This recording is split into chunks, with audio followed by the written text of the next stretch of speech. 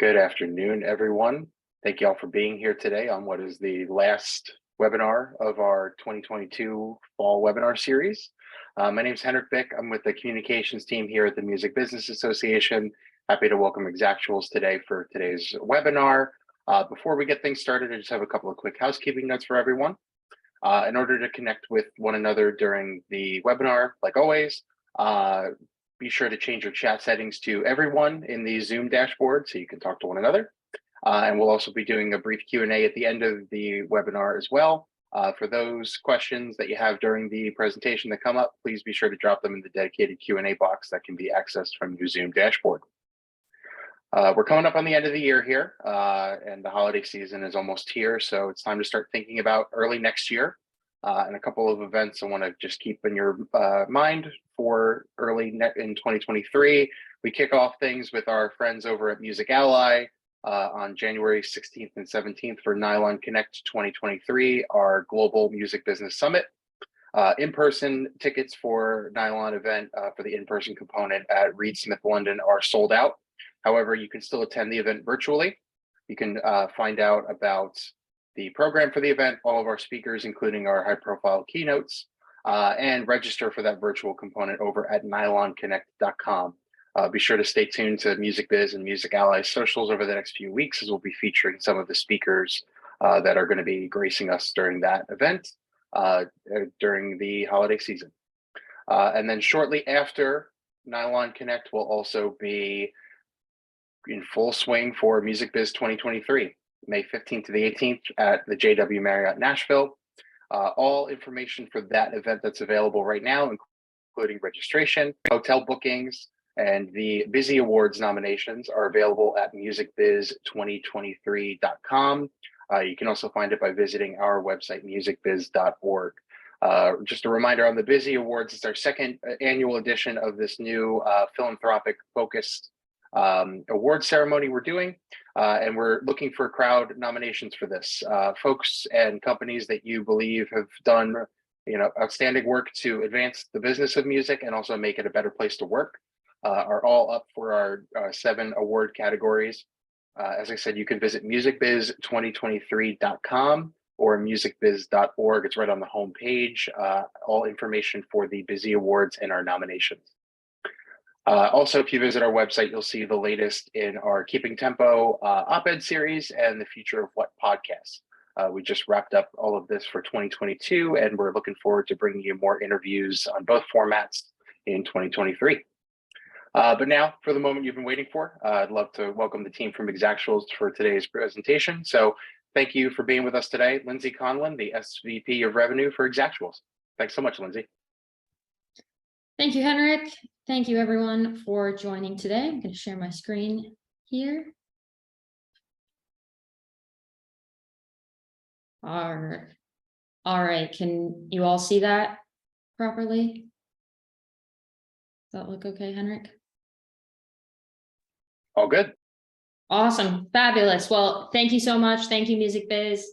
Thank you for joining me on our last webinar of the calendar year. Can't believe it's almost 2023. I hope everyone has some fun things planned for the holidays. And I am very honored to be here today to present our topic of choosing a royalty software that scales as quickly as your business. As Henrik mentioned, my name is Lindsay. I've been at Exactuals for almost 5 years now, coming this January. I am the Senior Vice President of Revenue at Exactuals, and I've worked my way up starting as a sales rep on the team. But previously, I used to work at a record label, had a business of my own focused on metadata, and today I manage our sales and marketing teams to drive new revenue to the company. And so I have seen over the years countless use cases as it pertains to really what goes into selecting a royalty software or suite of softwares. And I'm excited to get to share some of what I've learned along the way with everyone here today. So our agenda today, I'm going to kind of break down the top 5 things I think are worth considering when choosing a royalty software. The first one is flexibility. So really understanding the complexity of your needs, how flexible you need a software to be. Additionally, onboarding, how to make it as painless as possible, some of those questions to ask upfront during the buying process to really understand scope and set expectations. Additionally, experience and support. So what to ask of your software provider and how to set those good expectations. Additionally, interoperability, how that software may be interacting with other softwares we're using or kind of fits into the larger puzzle you are piecing together. And then lastly, investment. And of course, we will leave time for Q&A at the end. So please put those questions in the Q&A section in the Zoom, and we will certainly save some time to go through some of those at the end. So why are we talking about this today? And why did so many people register? Well, it's because there are over 20 software solutions available in the market today. And honestly, I think this is a rather conservative number. It's growing by the day. And a lot of feedback I've gotten from prospects and clients is that it can be really overwhelming to know where to start or how to compare softwares and really how to find the perfect fit for your business. So at Exactuals, of course, we offer an end-to-end royalty solution, starting with metadata with our product Ray, including royalty calculations and administration with our product SR1, and finishing with payments through Payment Hub. But today is not going to be, a sales pitch or anything, because really my number one priority when going into any conversation is really establishing whether or not we are the perfect fit. So what we are reviewing today are really some of the talking points or conversation starters I consider to understand business needs, challenges, and potential solutions. And we're mostly going to be talking about this piece in the middle here, the component in the middle, royalty calculations, royalty administration, because this is where there are the most options specific to music in the marketplace. And really why this is an important topic is because you do not want to be switching royalty softwares every year, even every couple of years. It can be rather timely to do so, costly, inefficient. It can introduce room for error if you're moving data around between different softwares all of the time. So that's why it's so important to find a software that works for you today, but can also scale with you as you grow. So I want everyone to take a moment to think about your business today. Think about what it looks like 5, maybe 10 years from now. Think about the size of your catalog. What is it today? What might it look like tomorrow? Where do you collect income from? How might that evolve? Your mind might be going in a few directions by this point, which is why we are starting with the topic of flexibility. So when it comes to flexibility, super simple question to start. Do you run a label, publisher, distribution company, or other, right? Maybe you run more than one. This is a trend that I'm definitely seeing with our clients where they have maybe a label and a publishing line of business, or a distribution company that offers label services, you name it. And it's an important thing to start your search with considering, because royalty software can sometimes be rather specialized. There are many software solutions that support one line of business very well, such as a system that's really great with publishing or really great with master royalties.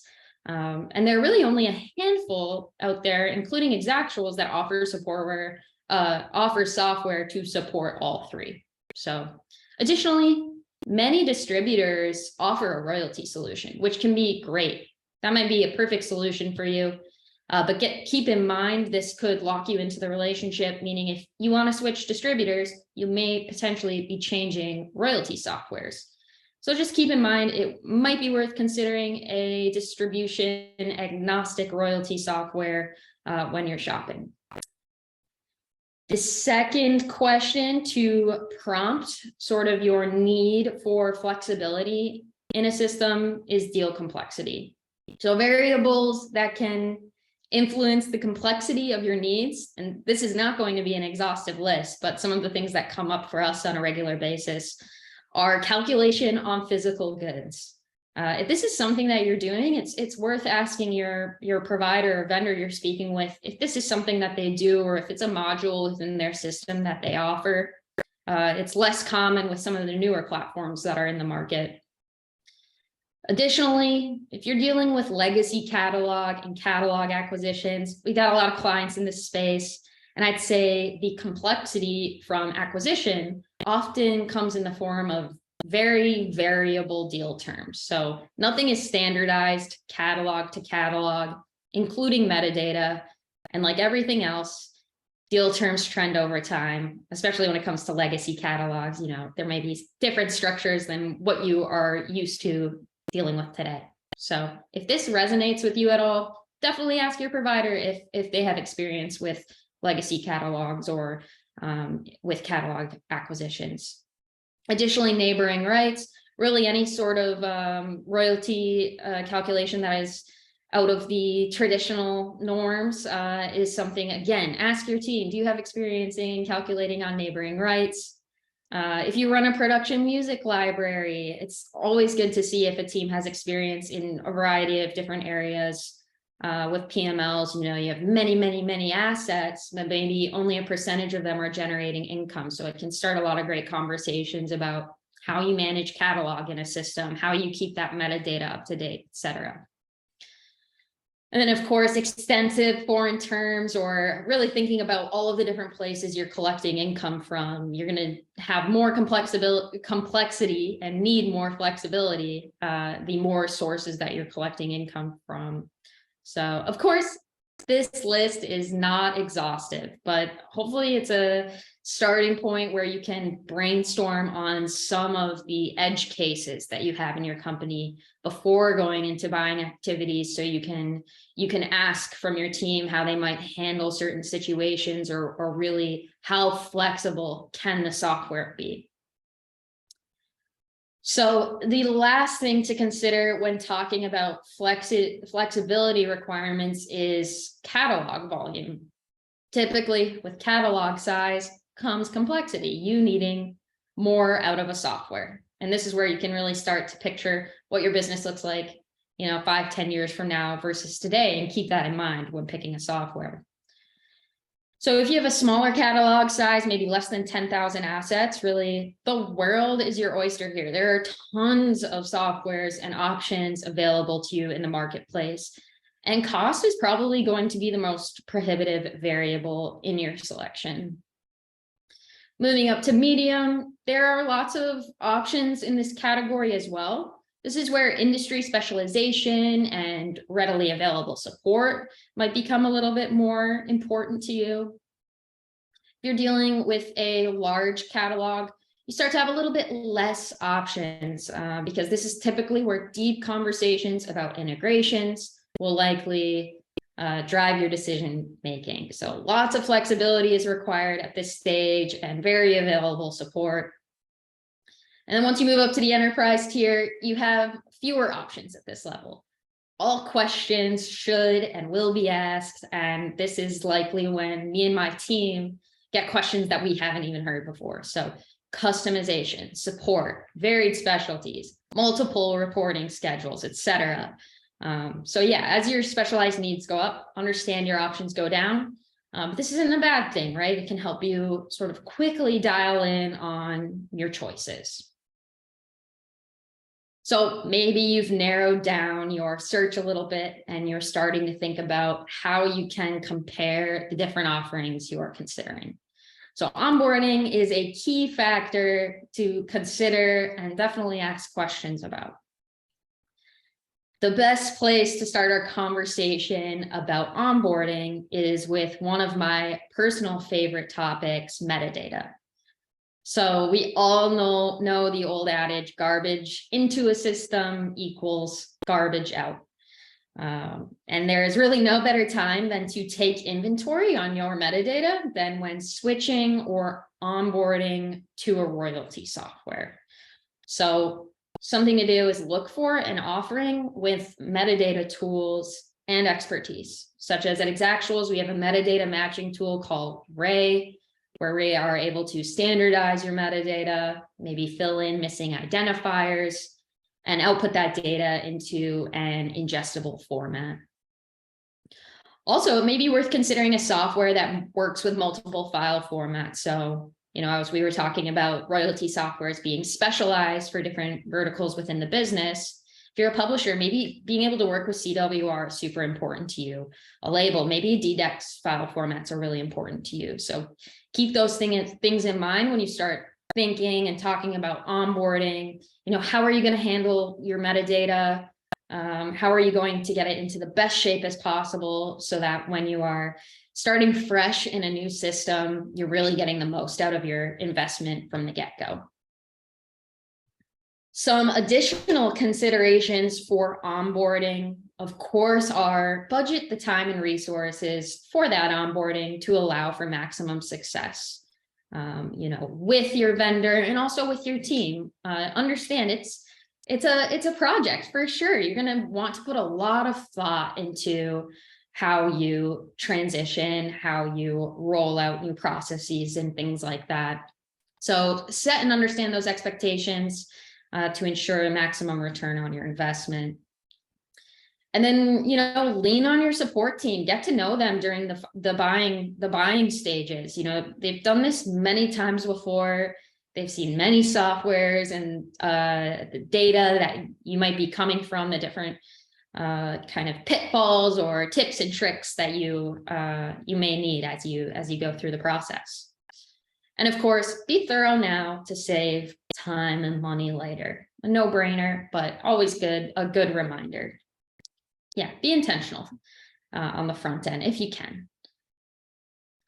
But a lot of times, a good onboarding experience and continued positive experience with the software you choose comes from the quality of your support team. So at Exactuals, our support team, just the support team, has over 120 years of combined experience in the music business, specifically with music royalties. So why does this matter? Well, relationships matter. This is a relationships-driven business, even if a lot of times today they are virtual. Our entire business is based on relationships, and you should expect the same from your software vendors. And our team has seen every use case there is. They're familiar, as I said, with all those offerings, how to onboard data from those systems. They've learned from customers and partners, all the tips and tricks to ensure you are not only set for today, but are thoughtful in planning for tomorrow. So I encourage you to ask around, talk to your friends, see what softwares they use, ask for referrals, get a sense of reputations, right? And on the topic of support, you may need very little support, right? Maybe you have a whole team of royalty experts internally who are great with software and are just super smart at everything that they do when it comes to royalties. Or maybe you need a lot of support. Maybe you don't have dedicated resources just for royalty administration. So because of this, at Exactuals, we offer our clients two main ways to calculate royalties with us. One is a sort of do-it-yourself model, where you get a license to the software, our team trains you, and we support you through the entire lifetime of your use, right? Versus a sort of done-for-you model, where we literally do your royalties for you or whatever part of them that you'd like. So this is something you may want to consider asking about during the shopping phase to see if you have the option or flexibility of the team you're working with to sort of scale up and down with your needs. Those are some considerations for the support team, and where you may lean on their expertise can oftentimes come up with the topic of interoperability. So I want to take some time to talk about one-stop shopping. And if you have the option, it can be advantageous to work with a team who does it all and can support you through your entire royalties journey. So as I mentioned, we oftentimes start our conversations with metadata to see if there is a need for our product rate and to ensure you know who to pay, right? If you don't have those rate identifiers, if the metadata is a mess, it's hard to calculate royalties if you don't know who to pay. The next step, of course, is a software to tell you how much to pay each rights holder to generate those lovely royalty statements. And lastly, get those payments and data out the door to your payees with speed and accuracy, all with one team who knows you and your business.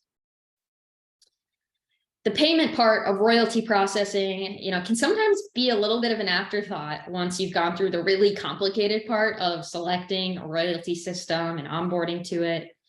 But of course, we live in a very digital world where there are new expectations from artists, writers, and rights holders on how they get paid.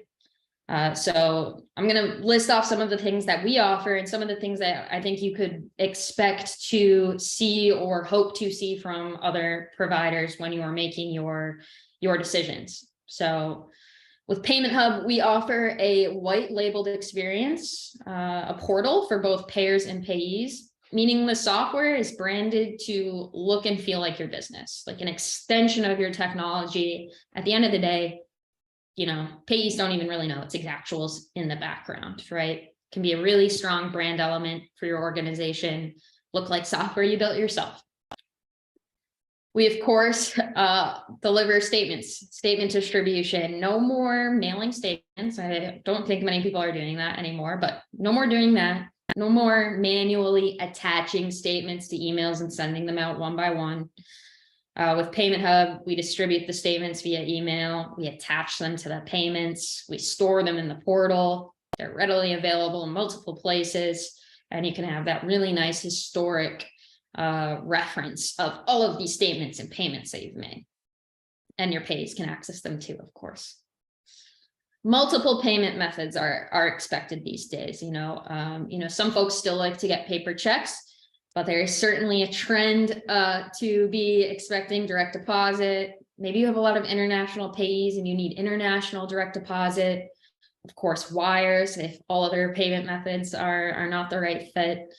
But we offer all of those methods and allow the payee to select which way they'd like to get paid. Of course, we offer an analytics dashboard. So we've all looked at royalty statements before. They can be a little dense. It can be hard to kind of garner any business intelligence or insight from them. So with analytics dashboards, you can really make sense of those statements and show your payees what they really want to know. And then probably most importantly is secure payee registration. So being owned by City National Bank, we are upheld to the highest level of security and compliance standards. So put the burden of keeping payee data up to date on the payee. They want to get paid. They can be responsible for putting in, their new bank account information or new address for a paper check. And then put the burden of securing that data onto us. Of course, as we're talking interoperability, select APIs and accounting integrations can be available, as well as tax document collection and storage. And we've got so much coming for this product over the next few quarters and for years to come, which leads me into my final point of investment. So choosing a suite of softwares for your business is an investment. That's an investment of time. It's an investment of money, which if implemented intentionally can have huge ROI, right? Your team can now focus on what matters most instead of doing painstakingly manual work, right? Choosing a partner who is also investing in you, in your business, and in their software to support you is paramount. Exactuals, when I started with the company, we were just a payments company.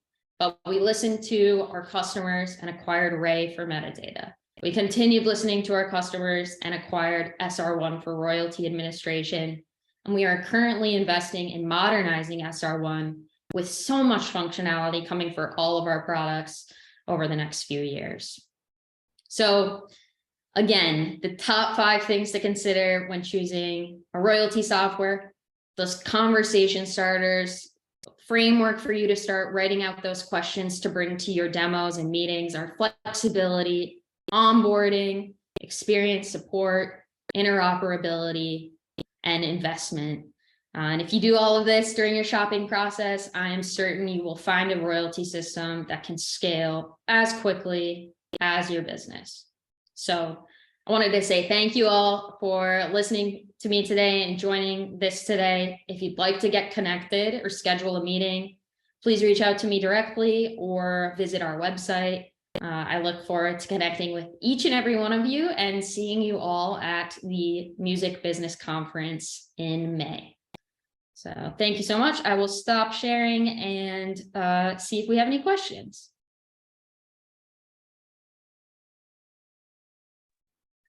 I just want to chime in and say thank you again, Lindsay, and thank you to the Exact Schools team for taking time out of your day to present today. We're really glad to have you and really exciting stuff you're sharing with us today. Looks like we've got a couple of questions in the Q&A. Folks, be sure to drop your questions in the Q&A box if you'd like to have them answered before we conclude today. Awesome. Thank you, Henrik. How long do you think societies, first question from Jonathan, how long do you think societies will use CWR as it is? Will it become obsolete in the next 5 years? I don't know if I'm particularly qualified to say where that file format will head. Obviously, it's being used today. It's a super important conversation that comes up when we're talking with larger publishing clients. I mean, data formats and data standards in our business are, of course, obviously always changing. It's really just our goal to stay on top of the trends and move with the business. But I think it's a great conversation starter. Will it become obsolete in the next 5 years? I think there are definitely folks who would say absolutely, and some who would say never, definitely not. So great question. Do you have address validation built in? Okay, I think this probably pertains to the Payment Hub process where we are doing the secure payee registration. I wouldn't say we necessarily validate the address, but what we do is we take payees through a KYC process, a get to know your customer process, SIP process, where we do validate their identity, that they are who they say they are. You know, we cross-reference all sorts of lists to make sure they are safe entities to pay to and whatnot. So I don't know if we exactly validate their address per se, but we validate a lot of other things about them. It's a pretty similar experience to when you are logging into an online banking app. You know, you get asked those out of wallet questions where we're able to validate your identity. So what sort of calculations does the system support, and what is required to add new calculation types that are not supported out of the box? Great question. So with our product SR1, we have 4 main modules. So we have specifically a label module where, you know, we can handle master royalties. We also have a publishing module for composition royalties, and then we have a distribution module for distribution royalties. What's really cool is they're all in one platform. So you don't have to go to different systems to manage all of those deal types. We also introduced a module specific to mechanical royalties. We have a few clients doing neighboring rights with us. We have a few clients with production music libraries with us. And what is required to add new calculation types that aren't supported out of the box? I think that's a hard one to answer as well. You know, it really depends. It really depends on the volume of data that goes into those metadata, I guess, that would be stored by the system, kind of the complexity of the calculations as well. It would be a conversation where if there was a specific type of royalty you were trying to calculate, we would, you know, bring someone from product in to start understanding what the scope and timeline of that would look like, and also see what is the most common request that we're getting from our customers, so we can make sure we're building things in priority. But really great question. Is your API live? Have some customers integrated the API? Yes, we have a lot of customers, especially our enterprise customers, that utilize APIs.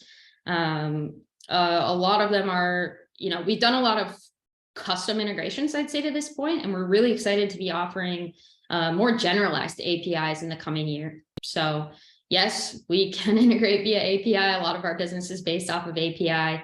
Again, it's typically for slightly larger companies, but yes, we have a lot of customers that are utilizing APIs.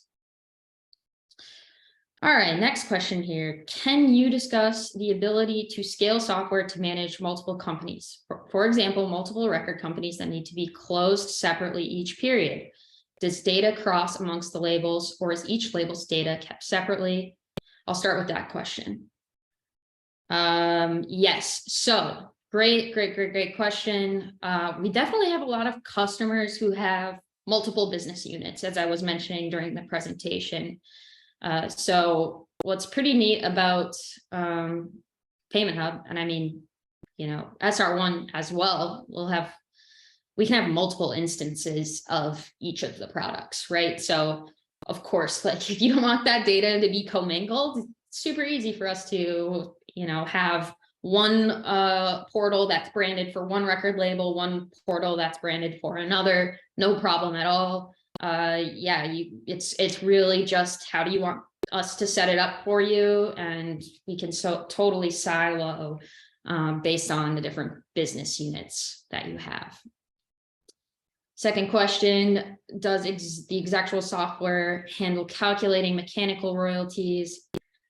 Does it handle cap calculations? Yes, we handle mechanical royalties. Does it handle cap calculations? I'm not sure I'm totally familiar with cap calculations, but SR1 super flexible. I'd love to connect with you, Diane, to understand your use case a little bit more. But really great questions. Thank you for asking them. All right, a question about pricing. Great topic. Pricing come in tiers or based on volume? Yes, both actually. It is priced in tiers based on volume. So the larger your catalog, the larger the number of payees you have, the more expensive it gets, but it gets less expensive kind of per unit as you grow. So yep, it's tiered pricing based on volume. You're reading my mind, Andre. So awesome. Last chance to get in a few questions. One left here. Hi, do you have APIs that connect to different DSPs? Good question. So for our metadata product Ray, which APIs to connect to different DSPs, I'll say no, we do not directly connect to DSPs. For our metadata product Ray, we have over 150 million different sound recordings and over 15 million musical works in our database. A lot of that data represents how metadata is showing up in the market. So I'd say a lot of our data kind of mirrors what exists out there in DSPs. But no, we don't connect directly to DSPs. And the way you use SR1 would be you're getting a statement from Spotify, you're getting a statement from Apple, and you're dragging and dropping them into SR1, kind of hitting calculate, and those royalties are then, flowing through the logic to land with the different, on the different royalty statements with the different rights holders. So we do not actually collect the income for you, but we have all of the technology to process the data from the DSPs. All right, I see another question here, back to pricing. Does Exactuals take a percentage of royalties paid, or is it strictly based on the number of payees and the numbers reported on? We do not take a percentage of royalties paid. We do not. For SR1 specifically, it is based on the number of assets you have and the kind of number of modules that you're using. So if you're using label, publisher, distributor, or just label or publisher, you name it, we do not take a percentage of royalties paid. And then Payment Hub it's a flat fee based on the number of payees you have. And then there are small transaction fees for each payment that's being made based on the payment method. So yep, we don't take any percentage from the payment. Awesome. No more questions. Or maybe if you're shy, please feel free to reach out. Again, look forward to connecting with all of you at MusicBiz. Visit our website, schedule a demo, reach out to me. We can have the demo together. Really look forward to talking with you all. And thank you so much, Music Biz, for having me on the last panel of 2022. And I hope everyone has a wonderful holiday and is set up for a fantastic 2023. Thank you again, Lindsay. Thank you everyone for being here. Thank you to the Exactuals team for helping to pull today's session off. Greatly appreciate everyone who's been here, whether this is your only webinar this year or this is your 10th. We're grateful to have you here, and we look forward to welcoming you to more Music Biz virtual and in-person events in the coming year. As Lindsay said, happy holidays, happy new year to y'all, and we look forward to seeing you all again in 2023.